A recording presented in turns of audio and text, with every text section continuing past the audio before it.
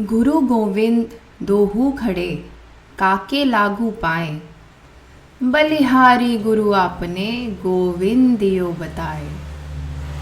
इस दोहे से तात्पर्य है कि गुरु और भगवान दोनों ही मेरे सम्मुख खड़े हैं, परंतु गुरु ने ईश्वर को जानने का मार्ग दिखा दिया है। कहने का भाव यह है कि जब आपके समक्ष गुरु और ईश्वर दोनों विद्यमान हो तो पहले गुरु के चरणों में अपना शीश झुकाना चाहिए, क्योंकि गुरु ने ही हमें भगवान के पास पहुंचने का ज्ञान प्रदान किया है।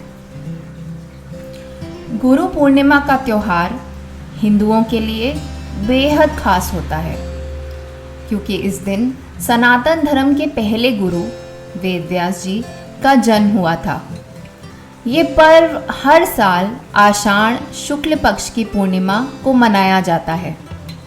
इस दिन वेदव्यास जी की पूजा करने के साथ साथ अपने गुरुओं को भी सम्मान देना चाहिए, उनकी सेवा करनी चाहिए। हम सभी के जीवन में गुरु का स्थान सबसे अहम माना जाता है। उनकी दी हुई शिक्षा से ही हम आगे बेहतर कार्य और अपनी प्रतिभाओं को लोगों के सामने प्रदर्शित कर पाते हैं। हमारे शास्त्रों में भी कहा गया है कि बिना गुरु के आप भगवान को भी पा नहीं सकते। सनातन धर्म में तो गुरु की महिमा का बखान अलग अलग तरीकों से किया गया है। इसलिए आषाढ़ शुक्ल पूर्णिमा के दिन गुरु पूर्णिमा का पर्व मनाया जाता है। इस दिन हर कोई अपने गुरु की पूजा करता है।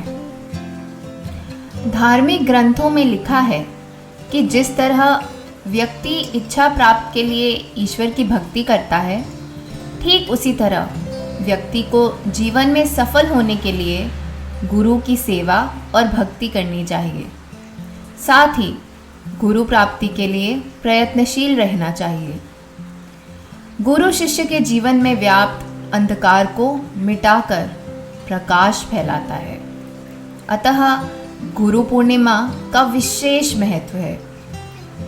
यहाँ आप जानेंगे गुरु पूर्णिमा की कहानी। गुरु पूर्णिमा का पर्व महर्षि वेदव्यास को समर्पित है।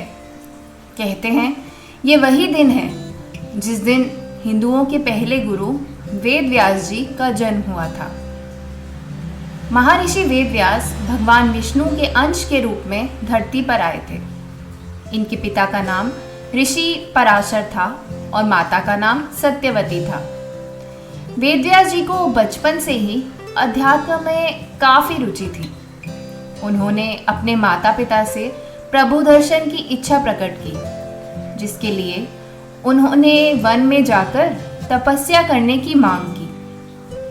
महर्षि वेदव्यास ने अपनी माता से इसके लिए हठ किया और अपनी बात को मनवा लिया, लेकिन उनकी माता ने आज्ञा देते हुए कहा कि जब भी घर का ध्यान आए तो वापस लौट आना। इसके बाद वेदव्यास जी तपस्या हेतु वन में चले गए और वहां जाकर उन्होंने कठोर तपस्या की। इस तपस्या के पुण्य से उन्हें संस्कृत भाषा में प्रवीणता हासिल हुई। इसके बाद वेदव्यास जी ने चारों वेदों का विस्तार किया, साथ ही महाभारत, 18 महापुराणों और ब्रह्मास्त्र की रचना की। इसी के साथ उन्हें अमरता का वरदान प्राप्त हुआ।